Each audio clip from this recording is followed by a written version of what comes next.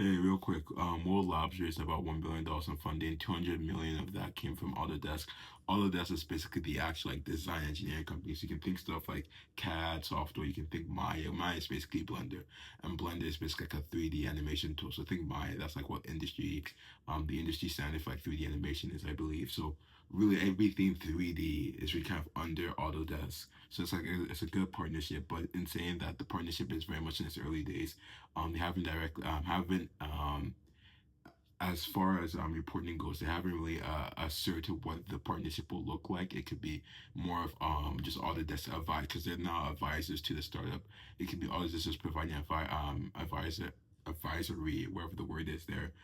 It could be a situation with a partnership where World Labs realize they're like more about API to help build worlds or help build 3D projects for Autodesk. So it could be anything right now. I think that's really nice for me because it's not a situation where everything's set in stone and the industry is already set.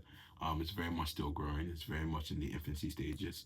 Um, yes, I think it's exciting. I'm trying to find something else real quick because I know all the that's how their NeuroCAD they're developing, which is almost similar. I believe. Like I remember when I was doing my research proposal for the whole mini wall thing, which was basically like you can I'm not going to go into details, but it's basically you could basically train a neural network to generate 3D object without large training data. So you could get a structured continuous linear space of varying shapes, like think Legos.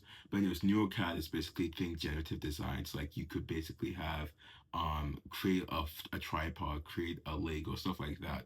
I think that's what NeuroCAD, when I was researching, I think I came across that. So they also have something similar in the works. It's going to be interesting how those two play together because as far as I've been using Marble APIs more so centered around like holistic world generation versus actual object generation. So even in the TechCrunch article, the I think it was the chief scientist Darren Green, yeah, well, I think it was chief scientist Darren Green at Autodesk. He mused the idea that they could probably have a situation where World Labs creates a full-on world, and then you have people of World Labs API tools saying, okay, now let me use Autodesk to actually like, refine the object. So an example of this could be, hey, I generate an office, right, in space, and now I want to make the office like the chair, the tables. Now I want to go modify that. So that could be something where the NeuroCAD from Autodesk comes into play.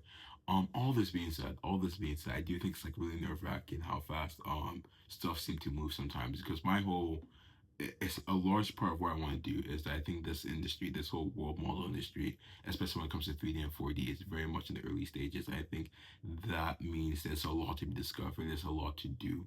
And that being the case, someone who has little to no experience can at least try and do something iterative, like something like just even a small contribution will still be like, oh dang, that's a big way from zero or a big way from one, right? Because like one, two is times two of one, if that makes sense. That's the whole idea. And that's like a big thing that I don't know, and not I'm fully betting on it, but something that I do try and take comfort in because oh, it's really early, so like there's still opportunity to get in with little to no experience and rack up a bunch of experience along the way versus something where it's much more closed off. So it's like okay, it's harder to get into the proper places to rack up a bunch of experience really quickly. But then with stuff like World Labs, even Moonlake is another startup. They do basically world models, but more so in the whole gaming space. They just had their beta released. That was really cool, really really great stuff. It's kind of, from my understanding of how it works, it feels more like a dynamic game compiler. It doesn't feel like it's generating the whole thing holistically. It's more like oh, you have a large language model here, you have this here, you have maybe like a banana Pro something where it does this right. It's like it's a more of a multi-agentic orchestration, if anything, from what I can see from the videos. But the point is like this. It's a very fast moving industry. So like anytime it's like I'm excited, but it's just like dang, like I have to make sure I don't fall too behind on what I'm learning, what I'm building, because it could become a situation by tomorrow where this is like full like this is like CS of 2020, right? Where everyone's like kind of rushing in. Um I don't know. I don't know. I do also take comfort. Like, not that I wish bad on anyone, but then I've been following like the news and the reception to the news of their funding round, even for Moonlake with the beta release. And so far, there hasn't seemed to be much traction. At least much people caring about the the funding round for World Labs or even Moon Lake's release. Genie 3 was probably the one, like world model wise. Genie 3 is probably the um biggest world model release that I've had, the biggest reception I've seen to a world model release, right? And that could just be virtue of it being Google. But I think right now, due to world models being expensive, being very early on, there's not really something that people can really hold and play on, like, and get that value. Like, no, there's nothing akin to the Chat GPT of 2023, right? Maybe even around like 2022 or whatever. There's nothing like that for world models right now. So I think until then, even if you know that there's cool stuff happening in space, if you know like people like Jan LeCun, they're going to try and do something more world model video based, world model wise, it doesn't really mean much to you because you can't like actively engage with the technology in your spare time. So you can't actively get excited versus something like ChatGPT. Like every day I use ChatGPT, whether it's for coding or if it's for humanities assignment or something like that. I'm still using ChatGPT, so it's still in my mind. I can think about the future of the technology, the limitations. But world models, unless I'm in a world model service, I'm not real. Oh, that's different for me. But if you're like a regular person who's not interested in world models, unless you're in a world model service, you're probably not thinking about it actively.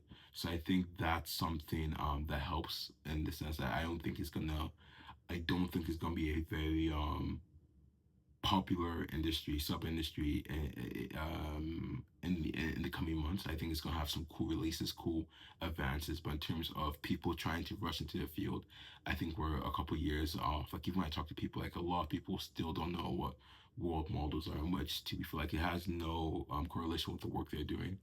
Um, that being said, I do think some cool stuff are happening. I know Unity announced they're working on their own thing for world models or fully long horizon games, which I think Unity probably is like one of the best people to do that because they're they're I think they're the standard for game engines.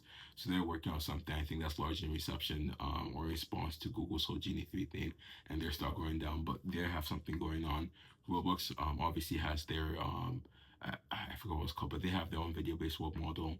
Um, so we'll see. I think it's a great time in the space. I think it's an exciting team to join in. I have a technically I haven't gotten the email yet, but I also thank God I got this research position apparently. So then that's gonna be working that 3D space for world models. So hopefully I can build up from there and continue doing great work. But yeah, I'm trying to see if there's anything else I want to say. Honestly, I don't know. I think one thing I want like to end this video off with is that I remember I saw this video of this great founder. I forgot his name though, but he was basically saying most great founders think they're too late when very often they're actually too early, right? And I think that's a great analogy to something like this. Even though I don't want to take too much comfort in it because I think it breaks the whole idea of it. That if you take too much confidence that you're being too early, then you're gonna become too late, right? So I just like to keep a good eye. I don't like to be idealistic. I don't like to be pessimistic. I just like to analyze and be realistic with a sense of delusion. But besides that, I have nothing else to say. So have a great day.